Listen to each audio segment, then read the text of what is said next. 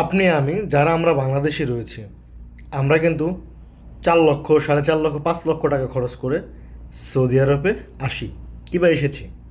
Even পূর্বে আমরা 8 লক্ষ, 9 লক্ষ টাকা খরচ করেও সৌদি আরবে এসেছি, তখন ছিল একটি ভাব।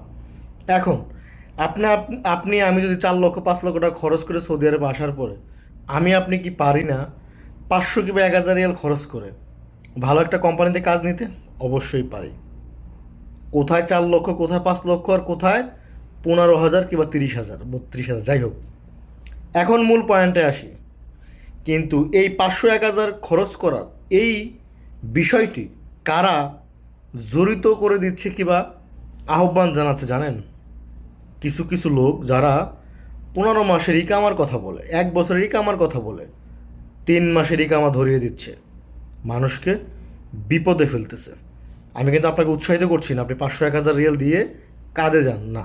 আমি কিন্তু আপনাকে উৎসাহিত করছি না, জাস্ট আপনাদেরকে এই কথাটাই মেসেজ দিতে চাচ্ছি যে আমি 4 লক্ষ, 5 লক্ষ খরচ করে প্রবাসে আসতে পারি, 30,000, 15,000 টাকা খরচ করে আমরা ভালো একটা কোম্পানির চাকরি নিতে পারবো, সেটি আপনার জন্য কিংবা আমার জন্য, লাইফ সেটেল করার জন্য, থার্ড পার্টি কাউকে দিয়ে। কিন্তু এই বিষয়টি কেন দিব? সেটি হচ্ছে ওই যে 3 মাসের ভিসা এনে রাস্তা রাস্তা ছেড়ে দিচ্ছে, তাদের কারণে।